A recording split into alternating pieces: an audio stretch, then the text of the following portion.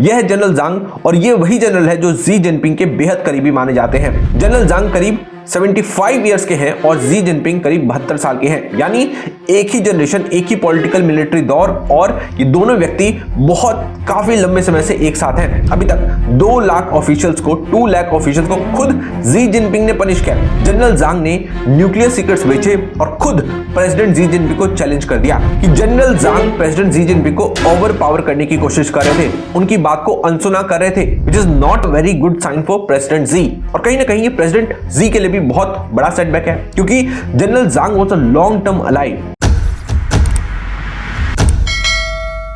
दोस्तों, क्या चीन में कू अटेम्प्ट होने वाला था या फिर कू होने से पहले ही उसे कुचल दिया गया है, वो भी किसके द्वारा? खुद जी जिनपिंग द्वारा। दोस्तों, क्योंकि पिछले कुछ दिनों में चीन से जो खबरें आ रही हैं वो सीधे इसी ओर इशारा कर रही है, और ये मैं इसलिए कह रहा हूं क्योंकि ये जो बड़े मीडिया आउटलेट्स हैं, the Hindu, wall street journal और दूसरे इंटरनेशनल प्लेटफॉर्म, इन्होंने खुलकर ये बातें लिखनी शुरू कर दी है।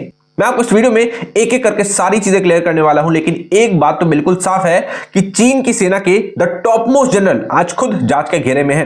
हम बात कर रहे हैं जनरल जांग की, चीन की सेना का टॉप मोस्ट आदमी, सेंट्रल मिलिट्री कमीशन का वाइस चेयरमैन, यानी सी जिनपिंग के बाद सेना में सबसे ताकतवर चेहरा। और इनके साथ एक और बहुत बड़ा नाम है दोस्तों, लियू जेनली, जो चीन की सेना की पूरी ऑपरेशनल मशीनरी संभालता था। खबर यह है कि इन दोनों को ही जांच के बाद हिरासत में लिया गया है। अब सवाल उठता है, आखिर क्यों? क्योंकि इन पर आरोप है कि इन्होंने शी जिनपिंग को सीधे चैलेंज करने की कोशिश की है। कैसे चैलेंज किया, किस तरीके से किया और किस लेवल तक किया, ये सब मैं आपको इस वीडियो में डिटेल में बताने वाला हूं। और यही नहीं, खबर यह भी है कि इन लोगों पर आरोप है कि इन्होंने चीन के न्यूक्लियर प्रोग्राम से जुड़े कुछ बेहद संवेदनशील सीक्रेट्स अमेरिका को बेच दिए।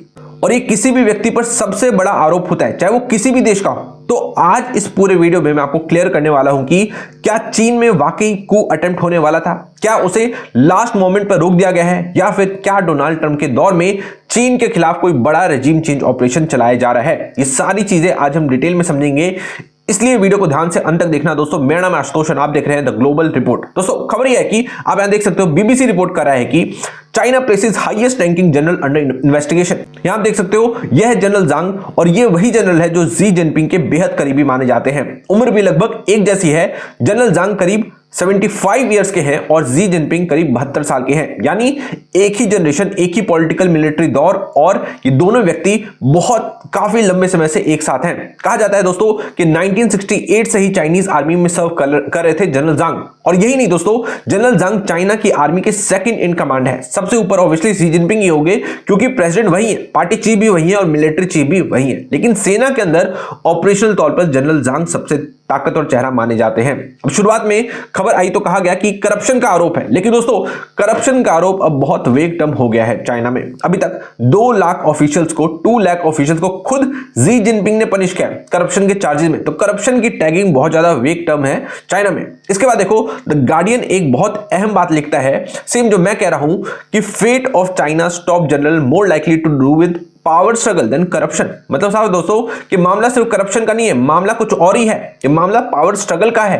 करप्शन चार्जेस तो सिर्फ एक कवर स्टोरी है, लेकिन अब सवाल उठता है, ये पावर स्ट्रगल किसके बीच में? और तीसरी हेडलाइन देखिए दोस्तों, the Times of India report करता है कि China's top general accused of leaking nuclear secrets to US in exchange of official promotion. यानी आरोप यह है कि जनरल जांग ने चाइना की न्यूक्लियर सीक्रेट्स को अमेरिका के हाथों बेच दिया है। यानी मामला सिर्फ करप्शन का नहीं है, मामला नेशनल सिक्योरिटी का है। लेकिन अब जो चौथी हेडलाइन है दोस्तों, उसको सुनकर आपके होश उड़ जाएंगे। यहीं से पूरी तस्वीर साफ होने लगती है कि फ्रांस की मीडिया रिपोर्ट करती है कि चाइना's accuses top generals of having sought to undermine Xi's authority। यानी दोस्तों जनरल जांग ने न्यूक्लियर सीक्रेट्स बेचे और खुद प्रेसिडेंट जी जिनपिंग को चैलेंज कर दिया, जो कि एक बहुत बड़ी बात है। यानी हो सकता है कि ये मेरी इंटरप्रिटेशन है दोस्तों, कि जनरल जांग प्रेसिडेंट जी जिनपिंग को ओवर पावर करने की कोशिश कर रहे थे, उनकी बात को अनसुना कर रहे थे, which is not very good sign for president जी। और दोस्तों, जब आप अपने सुप्रीम कमांडर की ही बात नहीं सुनते हो तो इसका मतलब क्या होता है? इसका मतलब होता है कू अटेम्प्ट हो सकता है।